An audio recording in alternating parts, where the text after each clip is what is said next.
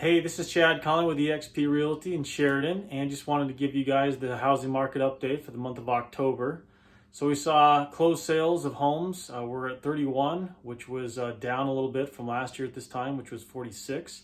Median sale price was down as well, 4%. Not quite as big a drop as it was last month. We saw a 7% decrease, so that deceleration of prices is kind of slowing down a little bit. Average days on the market is 40, which is a 30% decrease than it was last year. And inventory is kind of fluctuating between 110 and 120. So just kind of staying right in that area as of right now. So it's kind of leveled off. 220 homes in the Sheridan market is a balanced 6-month market. So we'll kind of keep an eye on that, but still historically low inventory for the Sheridan area. So a few things to consider with the interest rates is that it's the first time in history that interest rates have doubled in less than a year. So experts are kind of predicting that we're getting close to that peak of high interest rates. Just kind of expecting slow increases for here the next 6 months. So we're kind of hoping that we've hit the high point of the increase in interest rates. So we'll keep an eye on that. And historically, as the economies kind of struggle a little bit, the Feds tend to lower the interest rates. So hopefully that'll be something that we can look forward to here in the near distant future for sure. So the big question is for a lot of the buyers is, should I buy right now? And I know it's always tough to answer that question, but it really depends on everybody's situation. You know, if renting is an alternative for you, buying a house is definitely going to be a better way to go. Here in the Sheridan area, renting apartments can range anywhere from $900, to $1,300 or so.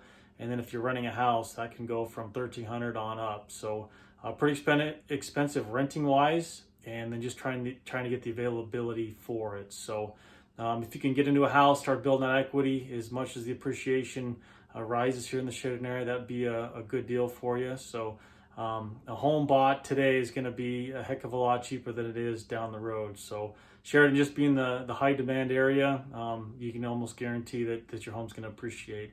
Like I said before, we've kind of saw the appreciation kind of shoot up and then start to slow down, but not to depreciate. So that's definitely something to look forward to.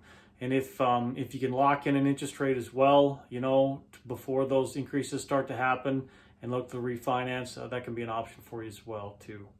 Also, there's more inventory than there was last year, so buyers have a little bit more to choose from and not quite so competitive. So that is an advantage as of right now compared to the last couple of years as well. And if you're thinking to sell, now is going to be a great time to sell as well. I mean, the amount of appreciation that's been here in the Sheridan area, it's been about 30% each year the last couple of years. So even though the prices have started to decline a little bit because we hit the peak in July and we kind of slow down this time of the year anyways, you're still going to get a good price on your home. And honestly, we just don't expect it to go down all that much. I mean, like I said, as soon as we get that big demand in the spring and everybody's kind of looking to move before school starts again and the summer's active, expect those prices to kind of jump up again. So, if you can get your home sold right now, you're still going to get a good price, and I expect those home prices to be about the same or possibly even rise as we get kind of closer to the spring and summer. So a couple tips that I wanted to kind of leave with the sellers as well. We've seen a lot of contingencies of the buyers, needing to sell their home first.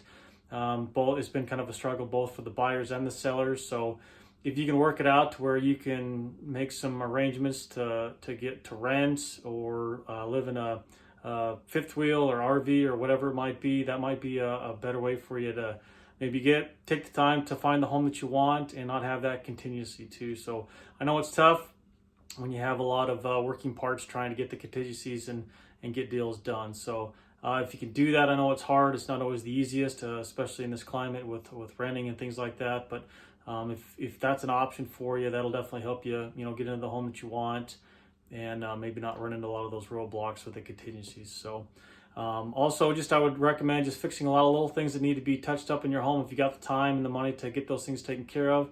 And if there's any big things that you think might come up in the inspection, having a good friend or contractor come over and have a fresh set of eyes, take a look at things, never hurts, and it helps everything get prepared so that when you are ready to sell, it can move quickly and things can be taken care of. So hope all that information helped.